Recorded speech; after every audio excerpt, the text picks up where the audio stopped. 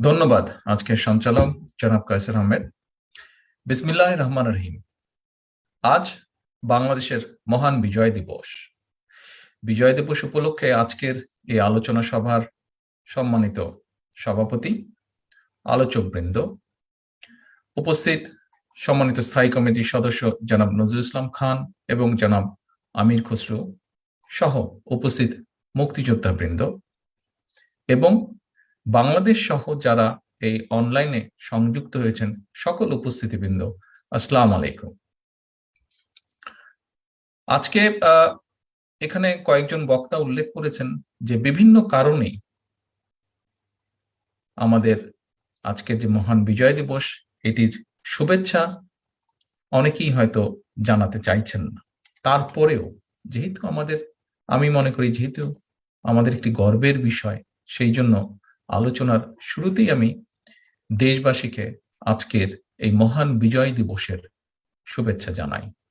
শুধু শুভেচ্ছাই নয়, আজকে সুবর্ণ জয়ন্তীর শুভেচ্ছা, অর্থাৎ 50 বছর আজকে পার হয়েছে বাংলাদেশ স্বাধীন হয়েছে। এখানে আমাদের আলোচনায় অংশগ্রহণ করেছেন মুক্তিযোদ্ধা সহ আরো কয়েকজন নেতৃবৃন্দ। ওনারা কারণ বলেছেন যে কেন শুভেচ্ছা জানাতে চাইলেও হয়তো ইচ্ছা করছে না, কারণগুলো সঠিকভাবে ওনারা তুলে ধরেছেন।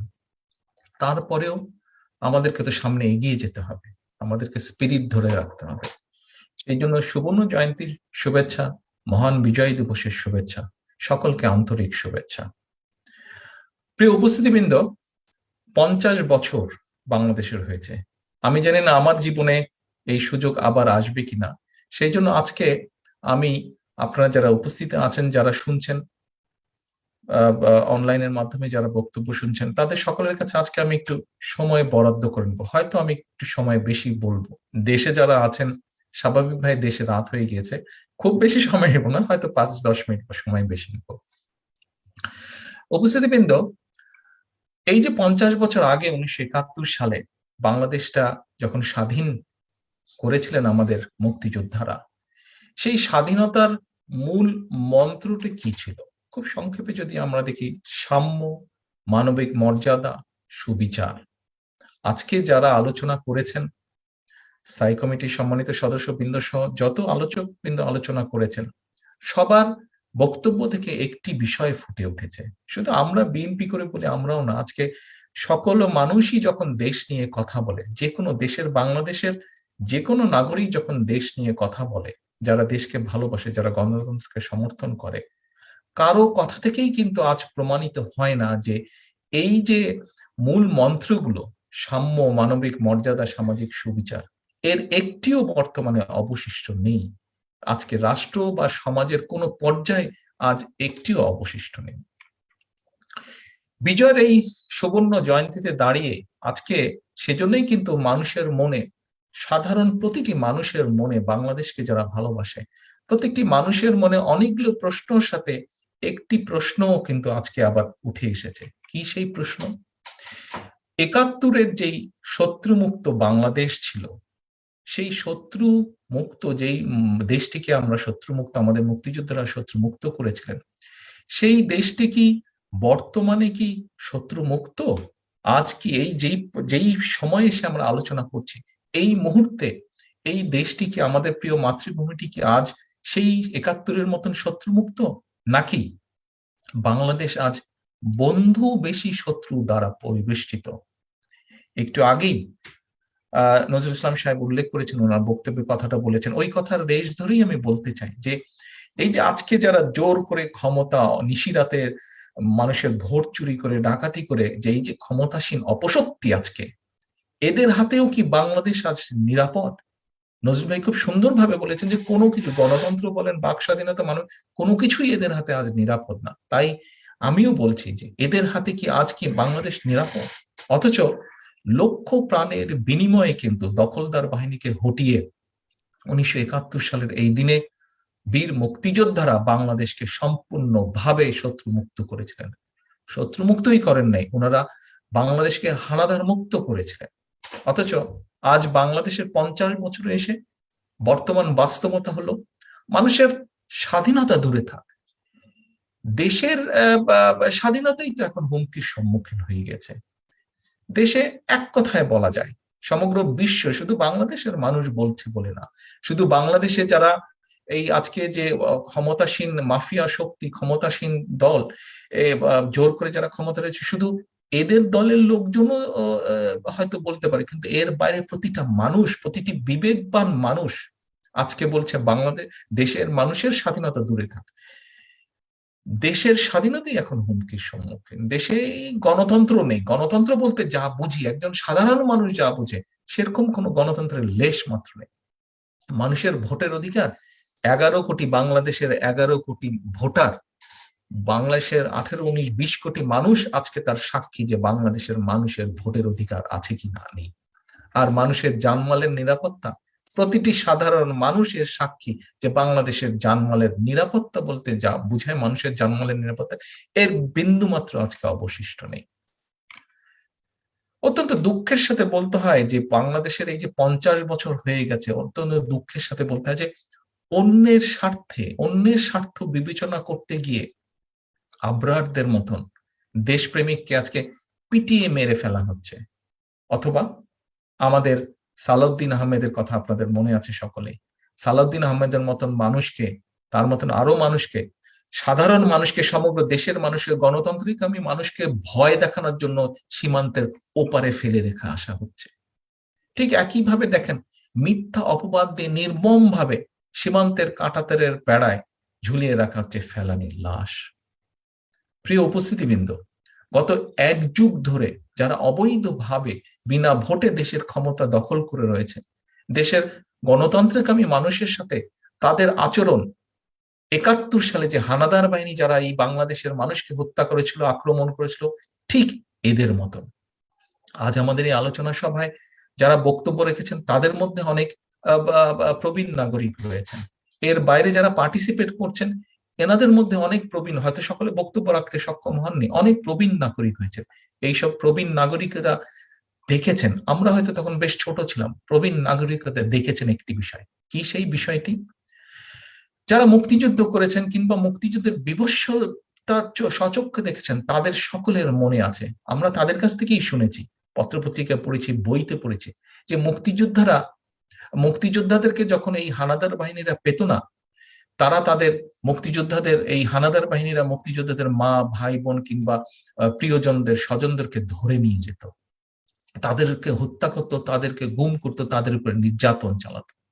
ঠিক দেখুন, আজ স্বাধীন বাংলাদেশেও কিন্তু ভিন্ন দল, ভিন্ন মতের মানুষকে হাতের নাগালের মধ্যে না পেলে তাদের মা, বোন, আত্মীয় স্বজনকে এই আওয়ামী দখলদার বাহিনী তুলে নিয়ে গিয়ে নির্যাতন করেছে।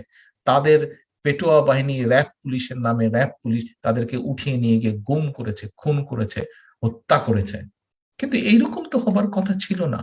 আজকে 50 বছর হয়ে গেছে, এইরকম তো হওয়ার কথা ছিল না। আজকে এসব কারণেই কিন্তু আমি আগেও বলেছি, বিভিন্ন সময় আমার বক্তব্যে আমি বলেছি যে বর্তমানে যেই নিশিরাতের সরকারটা ক্ষমতা দখল করে রয়েছে, এরা কিন্তু বাই নাও, আজকে এই মুহূর্তে এরা কিন্তু, আমি আগে বলেছি, দেখুন কিভাবে জিনিসটা প্রমাণিত হয়ে গিয়েছে যে এই দেশে বিদেশে এই সরকারটির পরিচিতি আস্তে আস্তে, এদের একটা পরিচিতি হচ্ছে, কি পরিচিতি?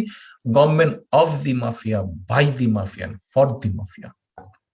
প্রিয় নেতৃবৃন্দ, প্রিয় উপস্থিত ভাই বোনেরা, আমরা সকলেই কিন্তু জানি একটি বিষয়, এটি এখন সকলের কাছে পরিষ্কার। 75-এর 7ই নভেম্বরের যে পরাজিত অপশক্তি ছিল, 21শে আগস্ট কথিত 111 সহ নানা ষড়যন্ত্রের পথ ধরে কিন্তু এরা মহাজোটের নামে একজোট হয়েছে এবং একজোট হয়ে 2009 সালে এরা ক্ষমতা দখল করেছে। বিভিন্ন ভাবেই হোক এরা ক্ষমতা দখল করেছে। এরপর কিন্তু তারা বিনা ভোটে ক্ষমতা কুক্ষিগত করে রাখতে একের পর এক রাষ্ট্রের প্রতিটি প্রতিষ্ঠানকে ধ্বংস করেছে। রাষ্ট্রের, মানুষের, দেশের গড়ে তোলা প্রতিটি প্রতিষ্ঠান যা দেশের জন্য প্রয়োজন, যা দেশের মানুষকে সার্ভিস দিয়ে থাকে, এরকম প্রতিটি প্রতিষ্ঠানকে যা তারা ধ্বংস করেছে। খসরু সাহেবের কথায় উনি কিন্তু সুন্দরভাবে বিষয়টি তুলে ধরেছেন, কিভাবে প্রতিষ্ঠানগুলোকে ধ্বংস করেছে, কেন তাদের ধ্বংস করা প্রয়োজন। খসরু সাহেব ওনার বক্তব্য বলেছেন। উপস্থিতি মতো ঠিক এইভাবেই কিন্তু এই মাফিয়া চক্র অবৈধভাবে বিনা ভোটে ক্ষমতা ধরে রাখার জন্য গণতন্ত্রকে আমি জনগণের পিছে লেলিয়ে দিয়েছে র্যাব পুলিশকে। এই র্যাব পুলিশের একটা বিশেষ চক্র কিন্তু গত 1 যুগ ধরে ভিন্ন দলের ভিন্ন মতের অসংখ্য মানুষকে গুম করেছে, খুন করেছে, অপহরণ করেছে। তারা ঠিক সেই হানাদার বাহিনী 71-এ সেই হানাদার বাহিনীর মতন কিন্তু যখন ভিন্ন মতের নেতাকর্মীদেরকে পায়নি, স্ত্রীর কাছ থেকে ভিন্ন মতের নেতাকর্মীদেরকে নিয়ে যাওয়ার জন্য, হত্যা করার জন্য, গুম করার জন্য স্ত্রীর কাছ থেকে স্বামীকে নিয়ে গিয়েছে, মায়ের কোল থেকে নিয়ে গেছে সন্তানকে, বোনের কাছ থেকে নিয়ে গেছে ভাইকে, অপহরণ করেছে, গুম করেছে। শুধু গুমই করেনি, গুম করে হত্যা করে তাদের লাশগুলো বনে জঙ্গলে নদীতে ফেলে দিয়েছে। কেন? শুধুমাত্র একজন ব্যক্তির ক্ষমতা লিপ্সা মিটাতে গিয়ে, তাকে বিনা ভোটে ক্ষমতায় রাখতে গিয়ে। খুন খারাপি আর মানবাধিকার লঙ্ঘনের দায় আজকে পুলিশ, আজ আমাদের এই পুলিশ বাহিনী, র্যাব বাহিনী আজকে দেশে বিদেশে মানবাধিকার লঙ্ঘনকারী বাহিনী হিসাবে অভিযুক্ত। শুধু পুলিশ র্যাবই নয় কিন্তু, আপনারা যদি ভালো করে খেয়াল করে দেখেন কয়দিন আগে যেটা ঘটে গিয়েছে, আমি আবারও বলছি, আমাদের আজকে বিশেষ এই আলোচনা সভার বিশেষ বক্তা খসরু সাহেব, ওনার বক্তব্যে উনি এই পয়েন্টটি বলেছেন। আমি সংক্ষেপেই বলছি যে শুধু পুলিশ র্যাবই নয় কিন্তু, বিগত নিশিরাতের নির্বাচনে বিতর্কিত ভূমিকা রাখতে গিয়ে আন্তর্জাতিক অঙ্গনে যে সেনাবাহিনীকে নিয়ে আমরা একসময় গৌরব করতাম, আন্তর্জাতিক অঙ্গনে এই বিতর্কিত ভূমিকা রাখার জন্য, গত নিশিরাতের নির্বাচনে বিতর্কিত ভূমিকা রাখার জন্য খোদ সেনাবাহিনীর ভূমিকাকেও কিন্তু আজকে প্রশ্নবিদ্ধ করে দিয়েছে এই ক্ষমতাসীন মাফিয়া সরকার। উপস্থিতিবৃন্দ, তবে নিশিরাতের এই মাফিয়া সরকারের অবৈধ আদেশ মানতে গিয়ে যেসব কর্মকর্তারা সীমা লঙ্ঘন করেছেন, খুন করেছেন, অপহরণ করেছেন, কিংবা মানবাধিকার লঙ্ঘনকারী হিসেবে দেশে বিদেশে চিহ্নিত হয়েছেন, তাদের সকলের একটা জিনিস বোঝা উচিত যে তাদের এই অপকর্মের জন্য আজ র্যাব বলেন, পুলিশ বলেন যেভাবে লজ্জিত, সমগ্র দেশের মানুষ আজ বিব্রত। আজকে এই আলোচনা সভার মাধ্যমে আমি জনপ্রশাসনের, বাংলাদেশের একজন নাগরিক হিসাবে, একটি রাজনৈতিক দলের, যে রাজনৈতিক দলটাকে মানুষ প্রতিবার নিরপেক্ষ নির্বাচনের মাধ্যমে যে দলটি প্রতিবার দেশ পরিচালনা করেছে, মানুষের জন্য কাজ করেছে, সেই দলের একজন কর্মী হিসাবে আমি জনপ্রশাসনের সকল কর্মকর্তা কর্মচারী, বিশেষ করে আইন শৃঙ্খলা বাহিনীর সকল কর্মকর্তা সদস্যদের দৃষ্টি আকর্ষণ করে বলতে চাই, আপনারা আওয়ামী লীগ এবং ক্ষমতাসীন মাফিয়া সরকারের লাঠিয়াল বাহিনী নন। আপনারা প্রজাতন্ত্রের কর্মচারী। আপনারা নিশিরাতের সরকারের অবৈধ আদেশ মানতে বাধ্য নন। সুতরাং নিজেদেরকে সংযত রাখুন। আরেকটি গুম খুন অপহরণের সঙ্গে, আরেকটিও গুম খুন অপহরণের সঙ্গে নিজেদেরকে জড়িত করবেন না। মনে রাখবেন, জনগণ যদি ঘুরে দাঁড়ায়, দেশে বিদেশে কোথাও আপনারা ঠাঁই মিলবে না, ঠাঁই পাবেন না আপনারা। প্রিয় উপস্থিতিবৃন্দ, দেশে অবাধে চলছে দুর্নীতি, লুটপাট, ব্যাংক ডাকাতি আর টাকা পাচার। একদিকে গণতন্ত্রকে হত্যা করে মানুষের ভোটের অধিকারকে কেড়ে নিয়ে নিশিরাতের এই সরকার এক আজব ধোঁয়া তুলেছে। সেখানেও দেখুন প্রতারণা। খুব সংক্ষেপে আপনাদের সামনে খুব দু একটি ইনসিডেন্ট আমি ঘটনা তুলে বলতে চাই। দেখেন কিভাবে এরা দেশের মানুষের অর্থ সম্পদ লুটতারাজ এবং পাচার করে এটাকে হাইড করার জন্য, লুকিয়ে রাখার জন্য কিভাবে তারা প্রতারণা করছে জনগণের সঙ্গে এই উন্নয়নের নামে।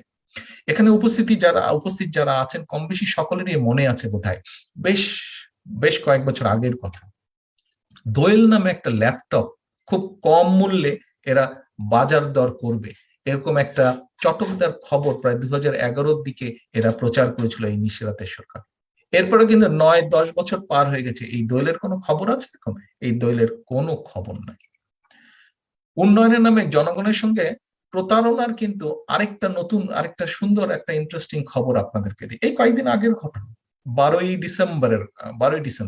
ডিসেম্বরের পত্রপত্রিকাগুলো যদি আপনারা ঘাটেন, দেখবেন যে দেখা যাচ্ছে যে এই নিশিরাতের সরকারের পক্ষ থেকে খুব সুন্দর করে ঘটা করে নিউজ করা হয়েছে। কি নিউজ? যে বাংলাদেশ 5G-তে প্রবেশ করলো, এরকম করে খুব ঘটা করে তারা নিউজ ছাপিয়েছে। ইন্টারেস্টিং ব্যাপার হচ্ছে এই ঘটা করে অনুষ্ঠান তারা করলো 12ই ডিসেম্বর, আর ঠিক পরের দিন 13ই ডিসেম্বর কিন্তু পত্রপত্রিকা একটা নিউজ বের হলো। নিউজটা হচ্ছে মোবাইল ইন্টারনেট গতিতে স্পিডে 140টি দেশের মধ্যে যুদ্ধ বিধ্বস্ত আফগানিস্তানের অবস্থান 140টি দেশের মধ্যে 140তম হচ্ছে যুদ্ধ বিধ্বস্ত দেশ আফগানিস্তান। আর এই নিশিরাতের সরকারের, এই মাফিয়া সরকারের ডিজিটাল নিয়ে যে এত হইচই শোরগোল, এই লিস্ট অনুযায়ী, এই র্যাঙ্কিং অনুযায়ী বাংলাদেশের অবস্থান হচ্ছে 136তম 140-এর মধ্যে। এর পরের নিউজ হচ্ছে যে ডিজিটাল সেবা সূচকেও এশিয়ার দেশগুলোর মধ্যে সবচেয়ে পিছিয়ে বাংলাদেশ। উপস্থিতিবৃন্দ, দেশে যেখানে 4G নেটওয়ার্কই পাওয়া যায় না, সেখানে 5G নেটওয়ার্ক নিয়ে কি পরিমাণ বাড়াবাড়ি, কি পরিমাণ অনুষ্ঠান, কি পরিমাণ প্রতারণা। মানে নিশিরাতের ভোট করে যেই প্রতারণা জনগণের সঙ্গে করেছে এরা 2 বছর আগে, ঠিক 2.5 বছর আগে, ঠিক একইভাবে এরা উন্নয়নে নেমে জনগণের সঙ্গে এই প্রতারণা করছে। এই প্রতারণা আর কিছুই নাই, এইসব বড় বড় গল্প, এইসব চমকদার গল্প তারা এই জন্যই করে, তাদের আসল উদ্দেশ্য হাইড করা। কি সেটি হচ্ছে মানুষকে তারা মনে করে, দেশের মানুষকে তারা মনে করে বোকা, এবং এইসব গল্প বলে তারা টাকা পাচার এবং দুর্নীতি করছে। সম্মানিত নেতৃবৃন্দ, অনলাইনে সংযুক্ত ভাই বোনেরা, দেশে বর্তমানে সর্বক্ষেত্রে চলছে দুর্নীতি, দুরাচার, অনাচার, অনিয়ম। গণতন্ত্রহীনতার কারণে সৃষ্ট যে সংকট, এই সংকট কিন্তু এখন একটা জাতীয় সংকটের রূপ নিয়েছে, এবং এই সংকট উত্তরণে কিন্তু জনগণকে সঙ্গে নিয়ে অতীতের বরাবরের মতন কিন্তু বিএনপিকেই নেতৃত্ব দিতে হবে আপনাদের সকলকে, যারা আপনারা 19 দফার রাজনীতিতে বিশ্বাস করেন, যারা আপনারা শহীদ জিয়ার আদর্শের রাজনীতিতে বিশ্বাস করেন, যারা দেশনেত্রী বেগম খালেদা জিয়ার রাজনীতিতে বিশ্বাস করেন, নেতৃত্বে বিশ্বাস করেন, আপনাদের প্রত্যেকটি মানুষকে এই নেতৃত্ব দিতে হবে এই সংকট থেকে দেশ এবং জাতিকে উদ্ধার করার জন্য। কারণ সংক্ষেপে আমি তুলে ধরছি কারণটা কেন। 71 বলেন, 75 বলেন, 90 বলেন, 2009 বলেন, বাংলাদেশের জন্ম থেকে আজ পর্যন্ত বিভিন্ন সময়, চিন্তা করে দেখুন আমি যেই কথাটি বলছি, বিভিন্ন সময় যতবারই দেশ এবং দেশের জনগণ সংকটে পড়েছে, গণতন্ত্র বিপন্ন হয়েছে, দেশের স্বাধীনতা, সার্বভৌমত্ব হুমকির সম্মুখীন হয়েছে, প্রতিটি বার সংকট মোকাবেলায় নেতৃত্ব দিয়েছেন। এই যে সময়গুলো আমি উল্লেখ করেছি, মিলিয়ে দেখুন, প্রতিটি বার সংকট মোকাবেলায় নেতৃত্ব দিয়েছেন স্বাধীনতার ঘোষক জিয়া, নেতৃত্ব দিয়েছেন দেশনেত্রী বেগম খালেদা জিয়া, নেতৃত্ব দিয়েছেন আপনারা বিএনপি, বাংলাদেশ জাতীয়তাবাদী দল। তাই দেশের ইতিহাসে বাংলাদেশ স্বাধীনতা, মুক্তিযুদ্ধ ও জিয়া সমার্থক, অপরদিকে গণতন্ত্র, ভোটের অধিকার, আত্মমর্যাদা ও খালেদা জিয়া সমার্থক।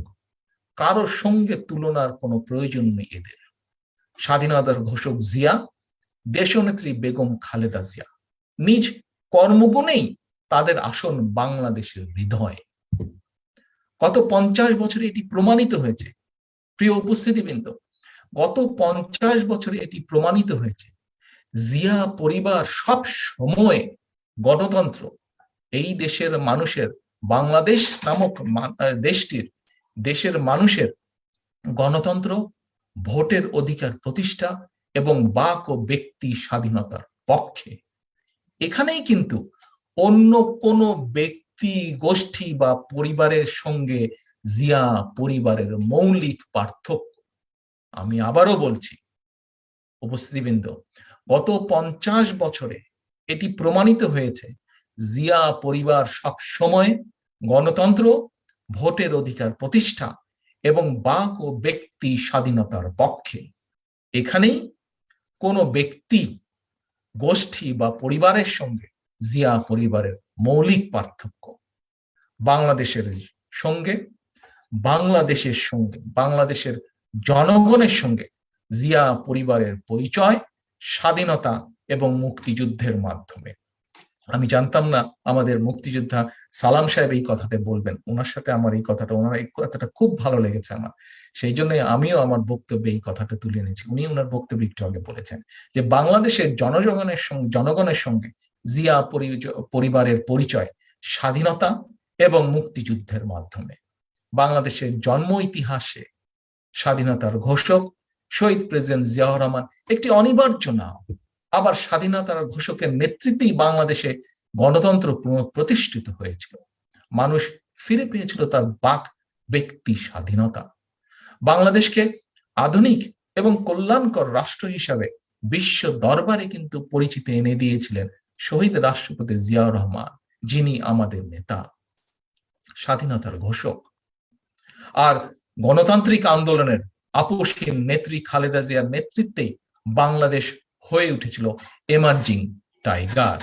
এ কারণেই কিন্তু প্রিয় উপস্থিতিবৃন্দ, প্রিয় ভাই বোনেরা, এ কারণেই কিন্তু দেখা যায় শুধু স্বাধীনতার ঘোষক জিয়া কিংবা দেশনেত্রী বেগম খালেদা জিয়াই নন, বাংলাদেশের স্বার্থ বিরোধী অপশক্তি, গণতন্ত্র বিরোধী অপশক্তি জিয়া পরিবারের প্রতিটি সদস্যকে তাদের মিথ্যাচার আর অপপ্রচারের টার্গেটে পরিণত করেছে।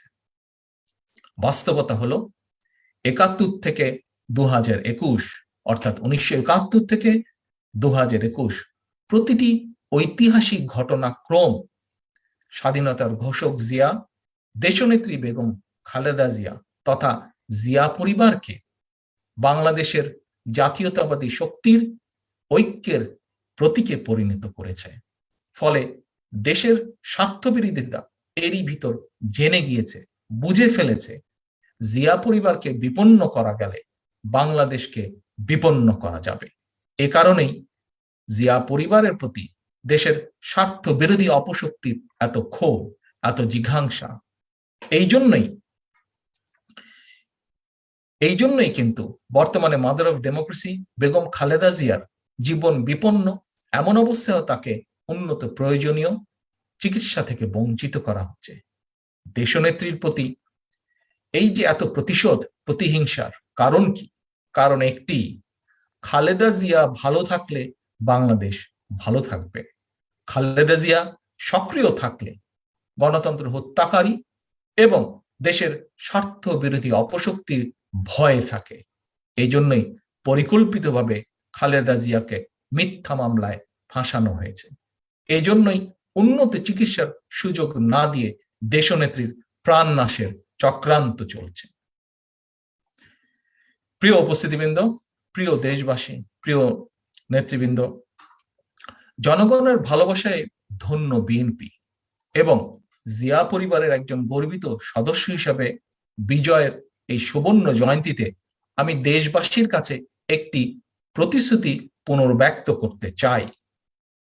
সেটি হলো, ষড়যন্ত্র, জুলুম, নির্যাতন যতই আসুক না কেন, মিথ্যাচার, অপপ্রচার যতই চলুক, দেশে গণতন্ত্র প্রতিষ্ঠা, মানুষের ভোটের অধিকার আদায়ে এই মুহূর্তে আমার রাজনৈতিক কর্মসূচি টেক ব্যাক বাংলাদেশ। আমি আবারও বলছি, ষড়যন্ত্র, জুলুম, নির্যাতন যতই আসুক, মিথ্যাচার, অপপ্রচার যতই চলুক, দেশে গণতন্ত্র প্রতিষ্ঠা, মানুষের ভোটের অধিকার আদায়, এই মুহূর্তে আমার রাজনৈতিক কর্মসূচি টেক ব্যাক বাংলাদেশ। প্রিয় উপস্থিতিবৃন্দ, আমি এরই বোধহয় অনেক সময় আপনাদের নিয়েছি, আমি সংক্ষেপ নিয়ে আসব। তবে আজকের এই সুবর্ণ জয়ন্তীতে অনুষ্ঠানে আমি মনে করি আমাদের সকলের উচিত দেশের একটি ক্লাসকে, আমাদের জনগোষ্ঠীর একটি সচেতন ক্লাসকে আজকের কিছু কথা বলা। আমি আমার বক্তব্যের এই পর্যায়ে আমি বিশেষ করে আজকে এখন এই পর্যায়ে তরুণ প্রজন্মের দৃষ্টি আকর্ষণ করতে চাই। তাদের উদ্দেশ্যে আমি দু একটি কথা বলতে চাই। তরুণ প্রজন্মের তরুণদেরকে, তরুণী, যুবক, যুবতী, শিক্ষার্থীদের দৃষ্টি আকর্ষণ করে কয়েকটি কথা বলতে চাই। আমরা কম বেশি সকলেই জানি যে বর্তমানে দেশে যে জনসংখ্যা, তার ভিতরে ভোটারের সংখ্যা হচ্ছে 11 কোটি প্লাস, 11 কোটির কিছু বেশি। গত এক দশকে এই ভোটার তালিকায় যুক্ত হয়েছেন, এই 11 কোটির ভিতরে গত এক দশকে এই তালিকায় যুক্ত হয়েছেন 3 কোটিরও বেশি নতুন ভোটার। এই ভোটারদের প্রায় প্রত্যেকেই ছাত্র, ছাত্রী, তরুণ, তরুণী, যুবক, যুবতী। তাদের প্রতি আজকে আমার একটি জিজ্ঞাসা, নতুন ভোটার হবার পর একটি জাতীয় নির্বাচনেও কি তুমি তোমার প্রিয় মাতৃভূমির জন্য ভালো কি হবে, খারাপ কি হবে, সেই মতামত ব্যক্ত করার জন্য তুমি কি ভোট দিতে পেরেছ?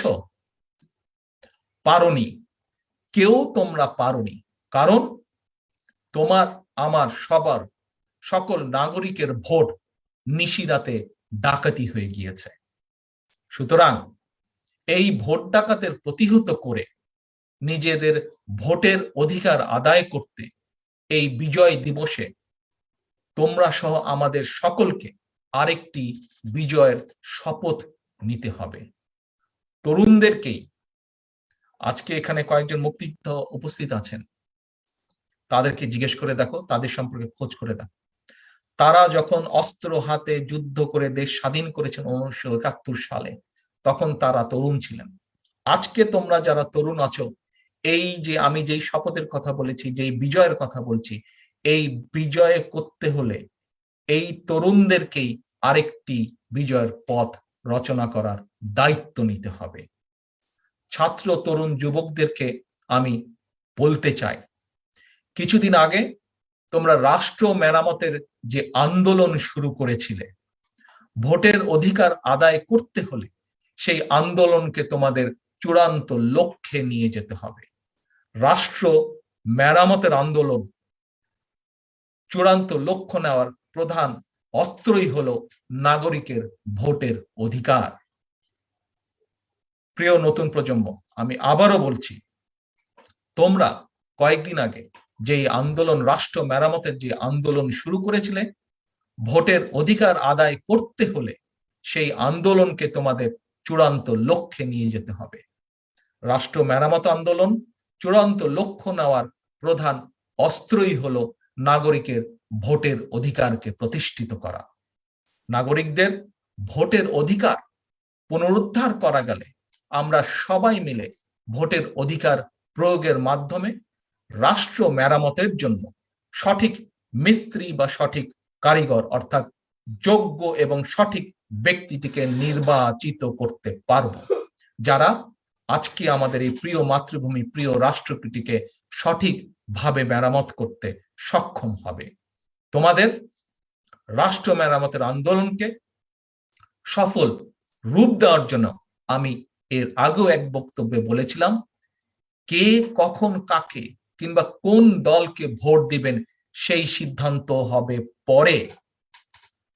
তার আগে সকলে মিলে আসুন, তার আগে নতুন প্রজন্ম সকলে মিলে আসো, আমরা ঐক্যবদ্ধভাবে আমরা আমাদের ভোটের অধিকার আদায় রাজপথের আন্দোলনে ঝাঁপিয়ে তুলি, আওয়াজ তুলি। বাংলাদেশ যাবে কোন পথে? ফয়সালা হবে রাজপথে।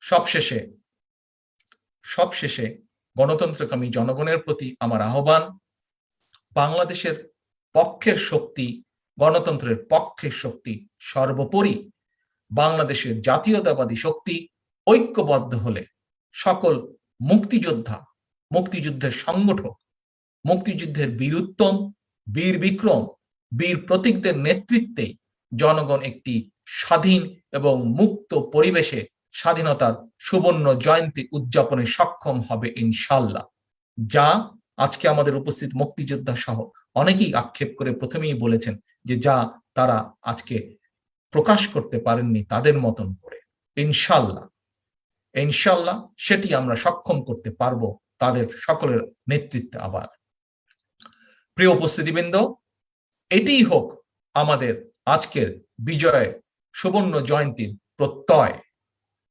সে লক্ষ্যে প্রস্তুতি নিন সকলে, সে লক্ষ্যে প্রস্তুত থাকুন সকলে। সকলকে আন্তরিক ধন্যবাদ। বাংলাদেশ জিন্দাবাদ, বাংলাদেশ জাতীয়তাবাদী দল জিন্দাবাদ। আল্লাহ হাফেজ।